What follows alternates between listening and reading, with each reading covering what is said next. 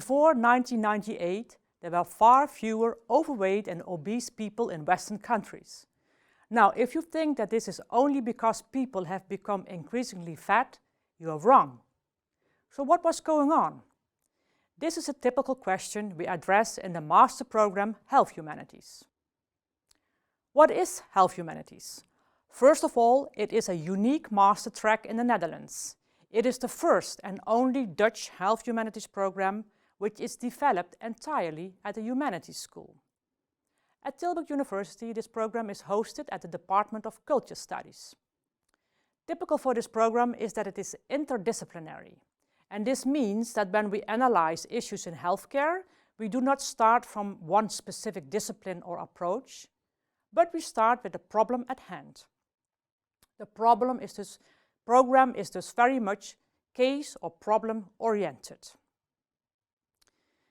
Different than, for instance, biomedical studies or health sciences, Health Humanities approach the phenomena of health, illness and sickness from a humanities perspective, and not from a biological, physiological or psychological perspective.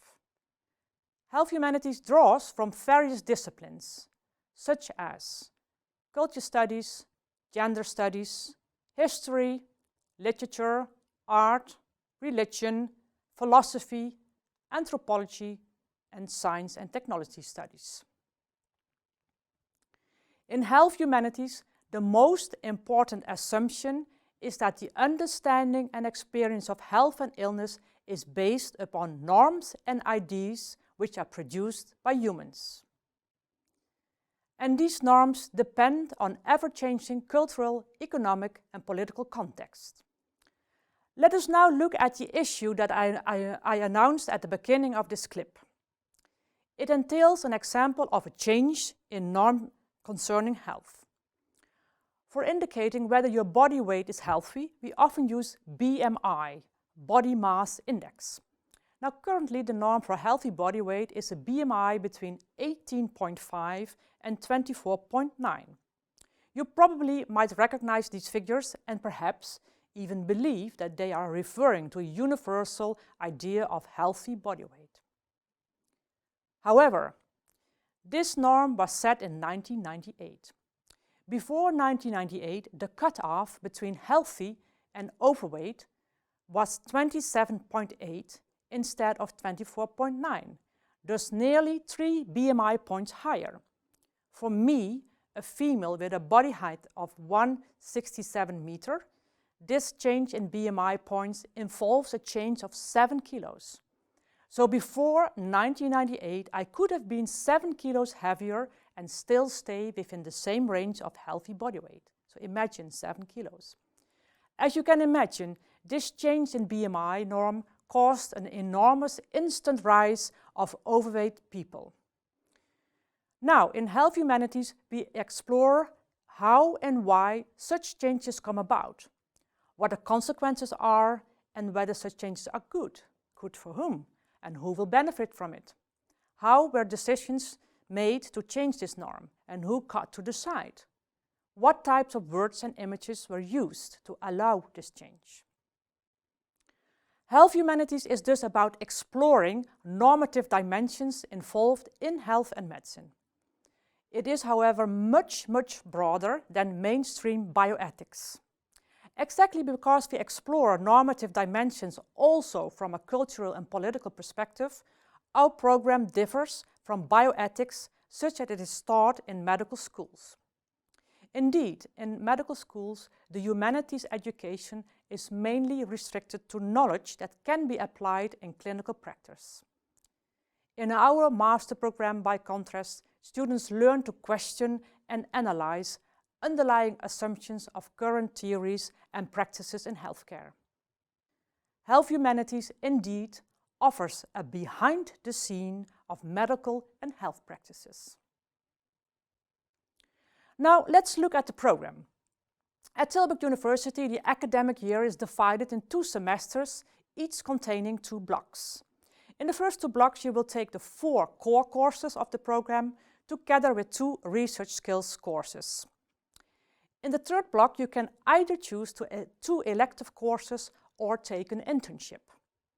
Electives can be chosen from other programs, but also from other schools and other universities. In the last block, you will work on your thesis.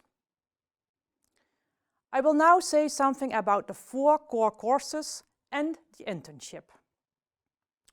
In the course on Cultural Practices of Knowledge Production in Health and Medicine, you will learn to analyze and evaluate contemporary knowledge claims about what is healthy and what is not healthy. For this, we will explore what is considered as valid knowledge, what is considered as scientific evidence, and why, and also how this has changed over time.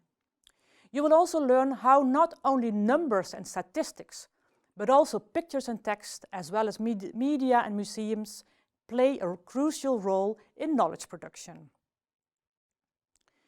In the course on Diversity and Equity in Health and Medicine, you will explore various social differences and inequalities in healthcare settings. Why, how, and when do differences and inequalities related to race, ethnicity, sex, gender, or class become medically relevant? And how can health professionals take diversity into account without stereotyping, or worse, without becoming sexist or racist? In the course on Online Health Practices, you will explore how apps, online sharing, and the algorithms of big tech companies shape and reshape the way health is perceived by lay people, when and how they look for diagnosis. How these practices affect the relation between professionals and patients, and how they affect health consumption in general. In the course on the normal and the abnormal, you will investigate how distinctions are made between normal and abnormal, between healthy and pathological. How do we draw these lines? When do we consider some condition a disorder, disease, a disability, or simply a matter of diversity? We look at cases such as autism, medically unexplained symptoms, heart failure, and gender and sexuality to explicate the normative assumptions at stake in drawing boundaries between what is normal and what is pathological. Now, as said, this program also provides for the possibility of an internship in Block 3. Students can search on their own for an internship that matches their own interests and background. However, the school and the teachers in this program have a wide network that can also be used. Now, here are some examples of internship sites where students have done internships in previous years. And to give you an idea of the content of different internships, I will now briefly tell you something about what students did. At the Trimbus Institute, the student contributed to a study on harm reduction amongst heroin addicts. At the hospital in Tilburg, the student interviewed nurses about LGBTQ policy in the hospital. At Kunstlag Brabant, an association for art in Brabant, the student did a study on the use of music in local hospitals. At the Council of Public Health and Society, the student contributed to a widely disseminated report on addressing errors in healthcare. And at the National Cancer Institute, the student interviewed young cancer patients about bodily changes due to cancer and its treatment. So you see that there are many different possibilities here. An important question is what type of job this program trains you for. And partly this depends, of course, on your prior education.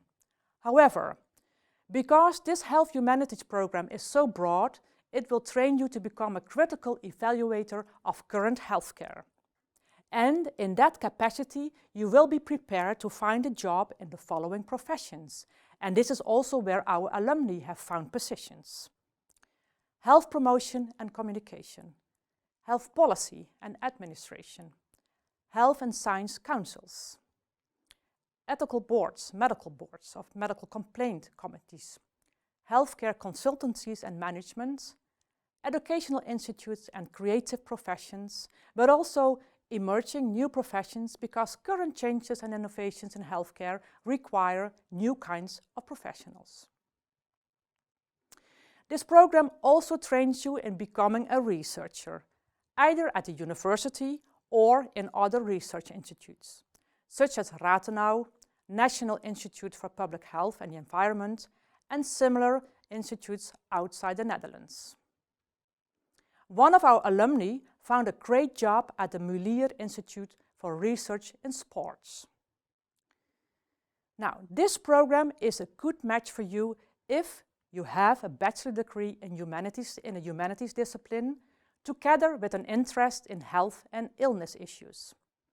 Or if you have a bachelor degree in medicine, together with an interest in normative and theoretical questions. Now, if you have the same interest but another bachelor degree, you can enroll the program after having completed our pre-master.